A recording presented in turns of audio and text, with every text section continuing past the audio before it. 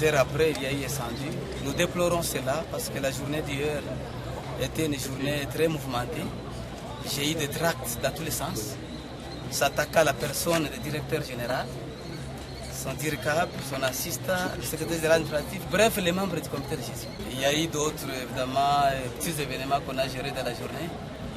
Et enfin, c'est le samedi qui a sanctionné la journée. Voilà ce que je peux dire à ce stade. Nous déplorons cela. Et le 3e niveau a été endommagé, comme vous le voyez là-bas.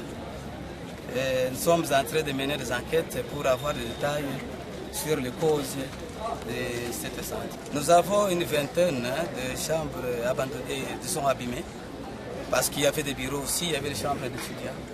Et il y a aussi des objets personnels des étudiants que nous ne pouvons pas compter ici parce que chaque étudiant aura le temps de s'exprimer et nous attendons que la commission nous donne les détails.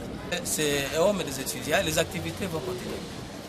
Mais il y a quand même des malaises parce que quand il y a déjà des étudiants qui sont debout, manquent ou dormir, bon, nous devons quand même considérer ça comme une préoccupation, même si ce ne sont pas des auditoires. Nous sommes en train de réfléchir sur leur situation.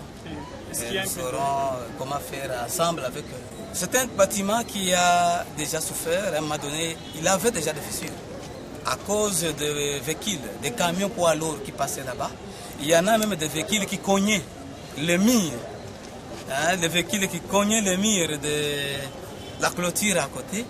Mais tout ça, ça a essayé d'endommager un peu. Mais nous demandons aux donateurs qui peuvent avoir des moyens pour appuyer l'ISP, accompagner l'ISP, au gouvernement de la République et aux autres personnes de bonne volonté qui ont des moyens pour qu'ils nous accompagnent aussi dans cette situation. Aux étudiants et aux professeurs, c'est de continuer à travailler. Malgré ce qui est arrivé, nous devons continuer à travailler pour que nous puissions continuer l'année académique normalement. Mais évidemment, nous avons des rapports à faire, nous avons des réunions à faire pour ce qui est arrivé, mais ça ne devrait pas empêcher que les étudiants puissent étudier. Parce qu'il y a des universités qui n'ont pas d'hommes d'étudiants et qui étudient et qui fonctionnent. Pour le bien des premières nécessités, tout ça, nous sommes en train d'étudier des questions pareilles avec les étudiants eux-mêmes. Parce que c'est à chacun de dire quel est son problème. Parce que maintenant, ce travail n'est pas fini. On ne sait pas encore qui exactement. On a quelques idées, bien sûr, mais il faut qu'on arrive à savoir qui était là, qui ont pu sauver ce qu'il y a à sauver, si c'est un matelas ou pas. Alors, nous devons avoir un rapport détaillé pour ça.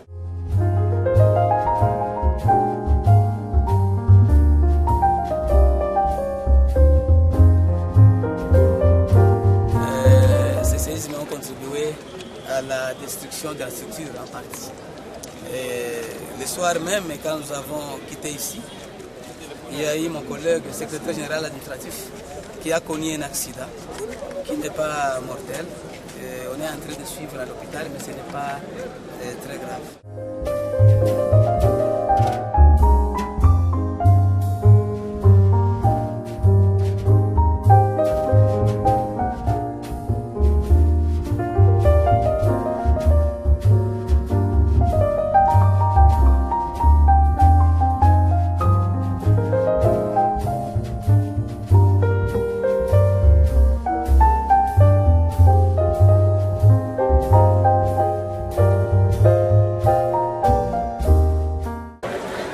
L'incident qui s'est produit à l'ISP Bukavu, c'est un incendie qui a pris tous les blocs paroisses de l'internat de l'ISP. Tout a commencé hier lundi 3 mai 2021 et c'était à partir de 18h30 quand le courant était rétabli. Les informations à notre possession est que il n'y avait aucun étudiant de cette chambre qui était présent quand le fait a commencé. Mais les voisins, donc, étant donné que le fait a commencé dans la chambre 101, les voisins, donc, les étudiants de la chambre 98 et 102, 103 étaient au moins présents. Mais ils croyaient que dans la chambre, il y avait quelqu'un et qu'il était en train de préparer. Quand la fumée a commencé à prendre une ampleur, alors c'est un peu après, qu'ils ont vu que la fumée était en train d'augmenter de manière grandiose, ils se sont rendus au lieu, mais ils ont constaté curieusement que toute la chambre était déjà prise par les feux.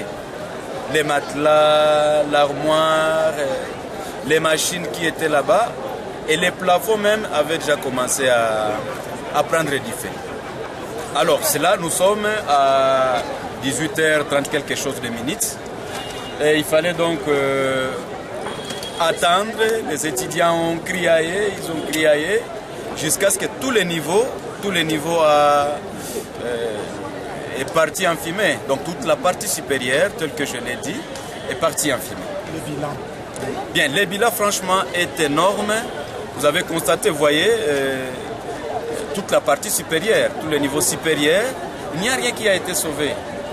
Là, je vais vous dire d'abord que tous les étudiants qui étaient là, ils sont des étudiants de LD et G3 qui préparaient leur mémoire et travaux de fin de cycle. Donc il y avait beaucoup de machines. Pour le moment, je suis dans une enquête. Je peux présenter peut-être par écrit, maintenant un peu après, tous les bilans qui est correct. Mais en fait, au total, il y avait beaucoup de machines, dans presque toutes les chambres. Il y avait aussi, parce que la vie de Deva était occupée par les étudiants, pendant que la vie de derrière était occupée par les enseignants, les professeurs. Et là, il y avait des bibliothèques, il y avait des bureaux de département et beaucoup d'autres biens. Rien n'a été sauvé. Est-ce que nous recommandons pour le moment aux autorités tant provinciales, aux autorités nationales, aux personnes de bonne foi, de pouvoir venir en aide tous ces étudiants qui n'ont pas d'abri pour le moment? Je disais que quand j'avais constaté à partir de 21h que même tous les bâtiments étaient fissurés, j'avais demandé à tous mes étudiants de quitter les blocs paroisses. Une affaire de 288 étudiants. Pour le moment, ils logent les auditoires. C'est là leur chambre. Ils n'ont pas à manger depuis avant-hier. Alors, ce que nous recommandons, ce que nous demandons aux autorités, tant nationales que provinciales, de pouvoir, premièrement, chercher comment loger ces étudiants là-bas.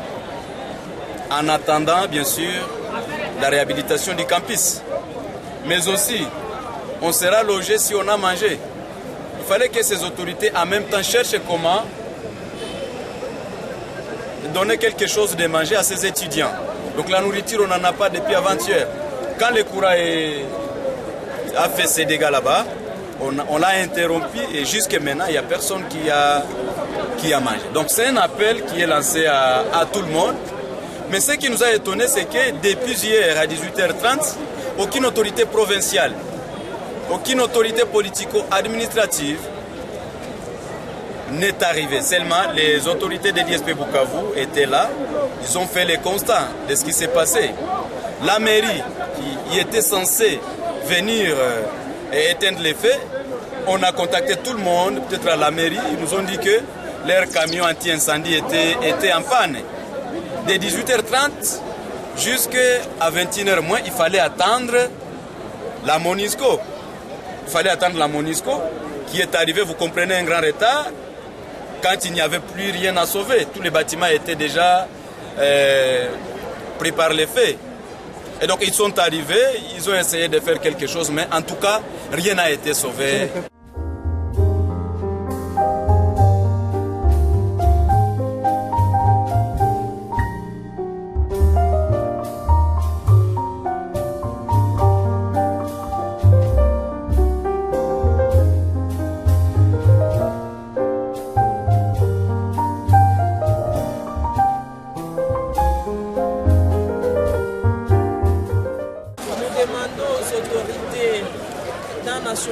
et provinciales de nous venir en aide suite à cet événement malheureux qui vient de frapper l'Institut supérieur pédagogique de Bukavu.